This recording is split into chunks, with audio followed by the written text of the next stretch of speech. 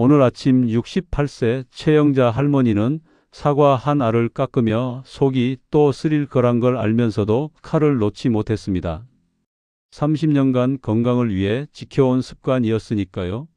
그런데 이날 아침 최영자 할머니는 평소와 다른 심한 통증에 결국 응급실로 실려갔습니다. 의사는 할머니에게 물었습니다. 아침마다 뭘 드시냐고요? 최영자 할머니는 경기도 수원에서 혼자 사시는 분입니다. 남편을 5년 전 여의고 나서 건강만큼은 절대 놓치지 않겠다고 다짐했습니다. 자식들한테 짐이 되고 싶지 않았습니다. 그래서 더 건강관리에 신경을 썼습니다. 매일 아침 6시에 일어나 동네를 걷고 집에 돌아와 제일 먼저 하는 일이 사과 깎기였습니다. TV 건강 프로그램에서 아침 사과가 보약이라는 말을 듣고 그날부터 매일 아침 공복에 사과 한 알씩 드셨습니다. 처음 몇 주는 괜찮았습니다. 그런데 한 달쯤 지나니 아침마다 속이 조금씩 불편하기 시작했습니다. 사과를 먹고 나면 30분쯤 지나 명치가 따끔거렸습니다. 뜨거운 물이 차오르는 것 같은 느낌이었습니다. 하지만 할머니는 참았습니다. 몸에 좋은 건 원래 쓴 법이라고 생각했습니다. 딸아이가 명절에 집에 왔을 때 걱정하며 물었지만 할머니는 괜찮다며 웃어넘겼습니다. 그저 나이 들면 소화가 좀 안 되는 거라고 대수롭지 않게 말했습니다. 그렇게 3년이 흘렀습니다. 속 쓰림은 이제 일상이 됐고 소화제는 늘 가방 안에 있었습니다. 약국에서 산 소화제를 먹으면 조금 나아졌으니까요. 할머니는 오히려 이게 몸이 해독되는 과정이라고 스스로를 설득했습니다. 이웃 할머니들과 경로당에서 모여 차 마실 때도 자랑처럼 말했습니다. 나는 30년간 아침 사과를 빠뜨린 적이 없다고요. 건강검진 때마다 콜레스테롤 수치가 좋다는 말을 들으니 더 열심히 먹었습니다. 하지만 이번 주 월요일 아침은 달랐습니다. 평소처럼 사과를 깎아 2조각을 먹자마자 명치 쪽에서 칼로 찌르는 듯한 통증이 시작됐습니다. 식은땀이 나고 숨도 제대로 쉬기 힘들었습니다. 손발이 차가워지고 온몸에 힘이 빠졌습니다. 화장실에 가려다 복도에서 쓰러졌고 그 소리를 들은 이웃집 아주머니가 달려왔습니다. 아주머니가 119를 불렀고 병원에 도착했을 때 할머니의 위 점막은 이미 심하게 손상된 상태였습니다. 응급실에서 링거를 맞으며 1시간쯤 기다린 뒤 위내시경실로 들어갔습니다. 검사가 끝나고 담당 의사가 결과를 설명했습니다. 위벽이 전체적으로 붉게 부어있고 여러 곳에 염증이 생겼다고 했습니다. 일부는 밀한 상태로 궤양 직전 단계라고 했습니다. 의사는 물었습니다. 평소 아침마다 뭘 드시냐고요? 할머니는 대답했습니다. 아침마다 사과 한 알씩 먹는다고요? 30년째 빠뜨린 적이 없다고요? 의사는 설명했습니다. 공복에 산성 과일을 오래 섭취하면 이런 일이 생길 수 있다고요? 사과에 든 산 성분이 위 점막을 자극한다고 했습니다. 특히 공복일 때는 위벽을 보호할 게 없어서 직접적인 손상이 온다고 했습니다.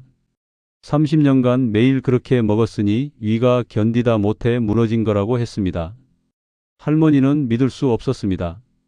건강을 위해 30년간 지켜온 습관이 오히려 병을 만들었다는 게요. 최영자 할머니는 그제야 깨달았습니다.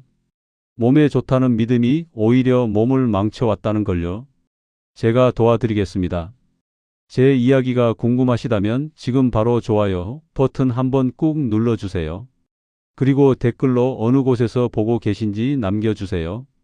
여러분이 계신 그곳에 늘 건강히 함께하길 기도하겠습니다. 사과에는 사과산과 구연산이 들어 있습니다. 이 산 성분은 공복 상태의 위벽을 직접 자극합니다.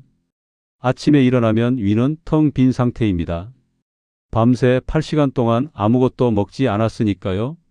위산은 조금씩 분비됐지만 음식물이 없어서 위벽을 보호할 게 없습니다. 이때 사과를 먹으면 산 성분이 바로 위 점막에 닿습니다.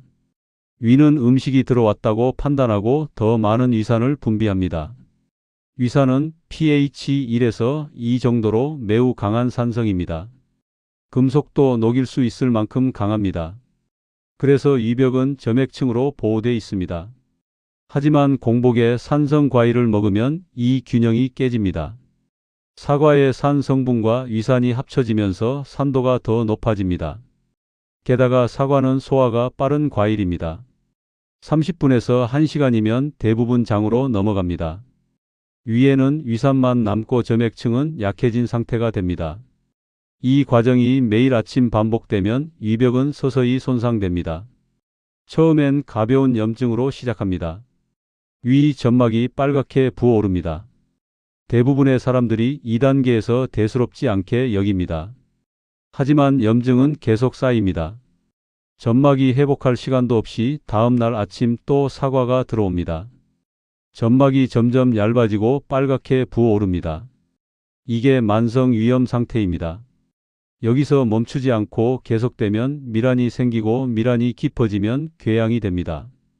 국내 한 대학병원 소화기내과 연구팀이 5년간 추적 조사한 결과가 있습니다. 공복에 산성 과일을 자주 섭취한 60대 이상 환자 1200명 중 약 37%가 위염 또는 위궤양 진단을 받았습니다. 같은 기간 공복 과일 섭취를 하지 않은 그룹은 19%였습니다. 거의 2배 가까운 차이입니다. 부산에 사는 72세 이종철 할아버지도 비슷한 경험을 하셨습니다. 3년 전 당뇨 진단을 받고 혈당 관리를 위해 아침 공복에 사과 반 개와 키위 한 개를 갈아 마시는 게 루틴이 됐습니다. 과일 스무디가 혈당 관리에 좋다는 유튜브 영상을 봤습니다. 처음 몇 달은 괜찮았습니다. 체중도 줄고 혈당도 조금 떨어졌습니다. 그런데 시간이 지나면서 이상한 증상들이 나타났습니다. 아침 스무디를 마시고 1시간쯤 지나면 손이 떨렸습니다. 2시간쯤 지나면 머리가 멍해지고 어지러웠습니다. 오전 10시만 되면 기운이 쭉 빠졌습니다. 할아버지는 병원을 찾았고 의사는 연속혈당 측정기를 착용해 보라고 했습니다. 일주일 뒤 결과를 확인했는데 할아버지는 깜짝 놀랐습니다. 아침 스무디를 마신 후 혈당이 30분 만에 180까지 치솟았다가 2시간 뒤엔 70 아래로 뚝 떨어졌습니다. 그래프가 롤러코스터처럼 급등락을 반복했습니다. 의사는 설명했습니다. 공복에 과일만 먹으면 과당이 빠르게 흡수되고 혈당이 급격히 오른다고요. 췌장이 놀라서 인슐린을 과하게 분비하면 혈당이 다시 급격히 떨어진다고요. 이걸 반응성 저혈당이라고 부른다고 했습니다. 할아버지가 느낀 손 떨림, 어지러움은 모두 저혈당 증상이었습니다. 의사는 아침 식단을 바꾸라고 권했습니다. 할아버지는 현미밥에 계란찜과 나물 반찬을 먹고 1시간 뒤에 사과 몇 조각만 먹었습니다. 그러자 혈당 그래프가 완만한 곡선을 그리기 시작했습니다. 손 떨림도 사라지고 하루 종일 기력이 유지됐습니다. 3개월 뒤 검진에서 당화혈색소가 6점대로 떨어졌습니다. 위식도 역류 질환이 있는 분들에게는 더 위험합니다. 대구에 사는 66세 정미숙 할머니는 2년 전부터 명치가 타는 듯한 통증에 시달렸습니다.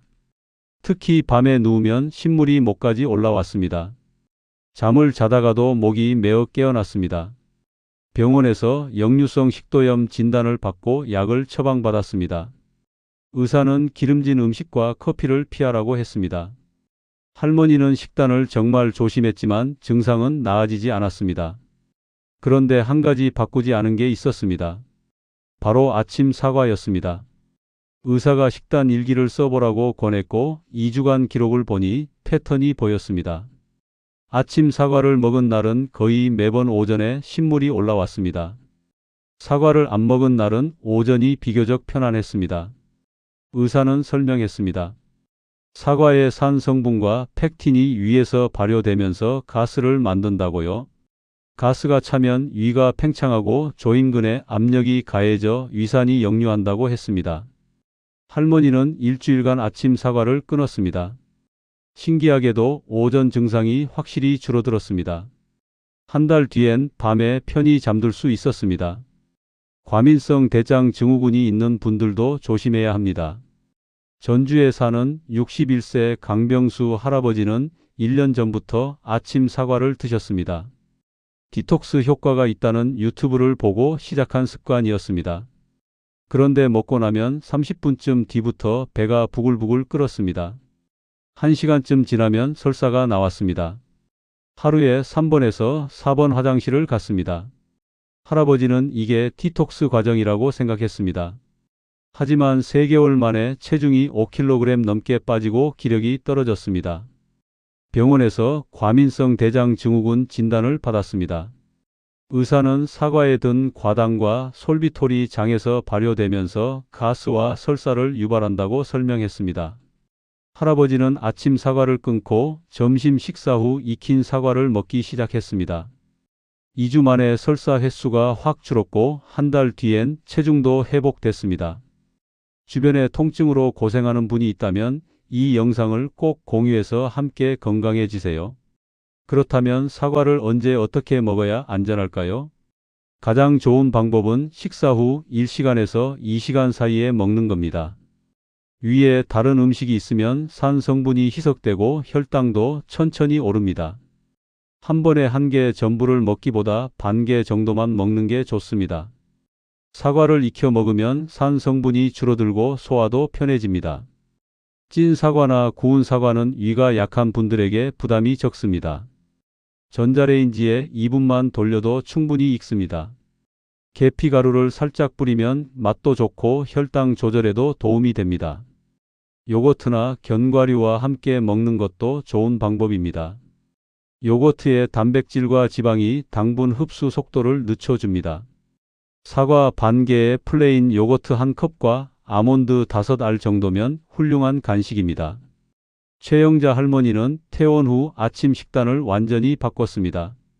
이제 아침엔 밥과 국 그리고 계란찜과 나물 반찬으로 식사를 마칩니다.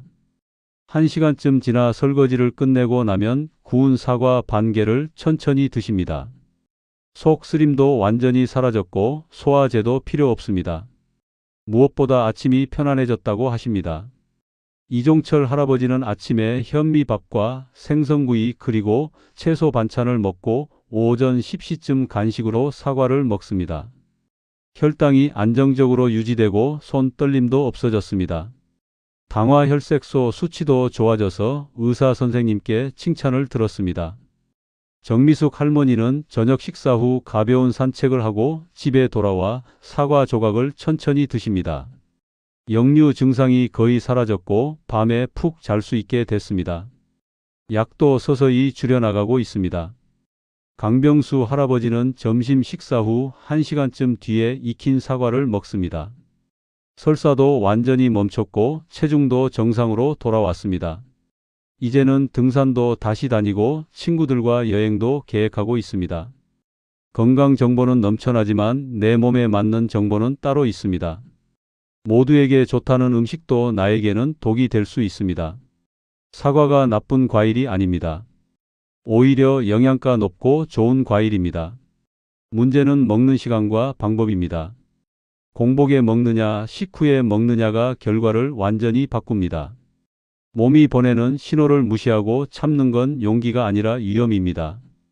속이 쓰리고 아프다면 그건 몸이 거부한다는 뜻입니다. 소화가 안 되고 설사가 난다면 그건 몸이 도와달라는 신호입니다. 건강 습관은 맹목적으로 따라하는 게 아니라 내 몸과 대화하며 만들어가는 겁니다. TV에서 좋다고 하는 것도 책에서 권하는 것도 모두 일반적인 이야기입니다. 내 몸 상태와 나이와 기저질환을 고려해야 합니다. 같은 음식도 누군가에겐 약이 되고 누군가에겐 독이 됩니다. 젊었을 때 괜찮았던 습관이 나이 들어선 독이 될 수 있습니다. 건강검진 수치만 믿지 마세요. 콜레스테롤이 좋다고 해서 위가 건강한 건 아닙니다. 몸이 보내는 일상의 신호를 더 귀담아 들어야 합니다. 속이 쓰린 건 신호입니다. 손이 떨리는 건 신호입니다. 설사가 나는 건 신호입니다. 이 신호를 무시하지 마세요.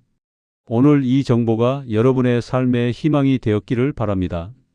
영상이 도움이 되셨다면 구독, 좋아요, 알림 설정하셔서 도움되는 정보 놓치지 마시기 바랍니다. 그럼 저는 더 알찬 내용으로 다시 찾아뵙겠습니다. 감사합니다.